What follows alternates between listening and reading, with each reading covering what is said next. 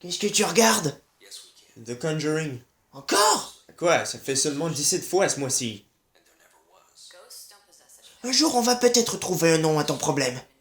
Bon, en tout cas, le film que tu vas critiquer aujourd'hui est en rapport avec Conjuring. Ah bon? Un film de James Wan? Non. Oh non, me dis pas que tu parles de...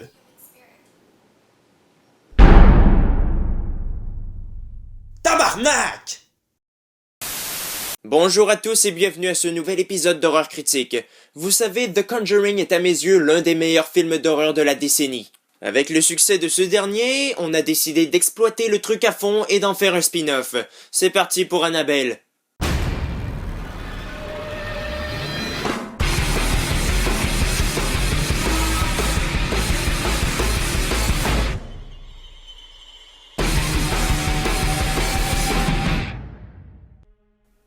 L'histoire se déroule à la fin des années 60, donc avant les événements de Conjuring. Mia et John attendent leur premier enfant quand ils sont attaqués par deux disciples sataniques de la secte de Charlie Manson. Du moins, c'est ce qui est sous-entendu. Par chance, ils s'en sortent indemnes, mais Annabelle, une poupée dont Mia fait collection, semble être possédée par l'âme d'une des membres de la secte. Dès lors, le couple sera témoin d'événements plus lugubres les uns des autres. Annabelle, la fameuse poupée qui joue un rôle assez important dans le film de James Wan. Même si The Conjuring ne se centrait pas que sur elle, elle a su effrayer le public tellement elle était bien exploitée. Et c'est alors qu'on a décidé de sortir un spin-off centré sur la poupée.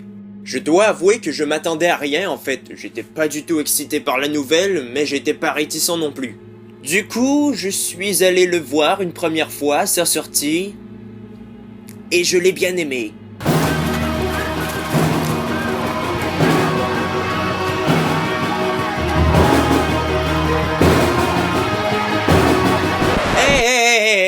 Rangez vos pierres et vos lances, hein.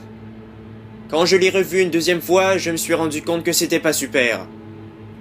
Et quand je l'ai revu pour une troisième fois, pour faire la critique que vous êtes en train de regarder, je me suis rendu compte que c'était juste mauvais. Très mauvais. Pourtant, avec la scène d'ouverture, qui est la même que dans The Conjuring, on peut s'attendre à un truc de bien. Eh ben non!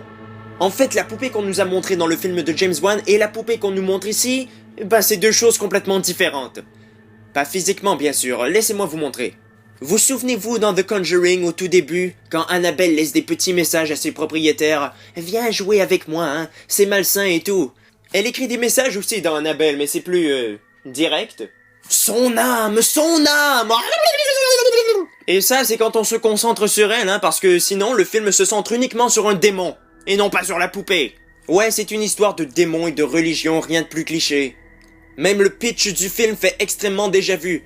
Étrangement, il n'évoque pas celui de Conjuring, mais bien celui d'Insidious, une jeune famille qui assiste à des phénomènes paranormaux, qui déménage pour en fin de compte se rendre compte que ce n'était pas leur maison qui était hantée. Bref, c'est pas du tout crédible. Pour ça, Conjuring l'était plus pour son côté histoire vraie. Annabelle est réalisée par John R. Leonetti. Vous savez, le mec qui a fait Mortal Kombat 2?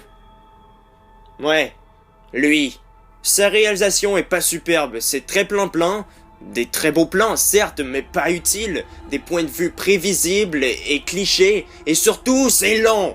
Il y a une absence de musique là où il devrait pas y en avoir, et l'ambiance en paie grandement le prix. Que dire de plus, c'est un film bourré d'évidence. Démon, inscrit en grosses majuscules. Ah oui, parce que les personnages mènent une enquête pour découvrir quelle est l'entité qui les persécute.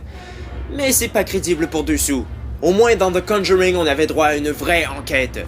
Et puis ce film ne fait pas peur du tout. Le film ne s'appuie que sur de nombreux jumpscares, certes bien placés et plus ou moins efficaces. Mais c'est tout. Rien d'autre. Si la première moitié du film était limite intéressante, la deuxième est juste ennuyante à mourir. Puis la fin est trop brusque, trop rapide. On dirait qu'on l'a fait le plus vite possible pour s'en débarrasser. Et les acteurs. L'actrice principale est Annabelle Wallis. Oui, Annabelle, c'est bon, d'accord, on a compris. C'est pas que son jeu est mauvais, mais... on dirait qu'on s'attache pas vraiment à son personnage. Il nous semble creux et distant. Quant à Ward Horton, il est invisible, voilà. Il ne serait pas là, ça changerait rien du tout. Il ne dégage rien de rien. Les trucages sont dans l'ensemble bien réussis, mais encore une fois, ça évoque Insidious.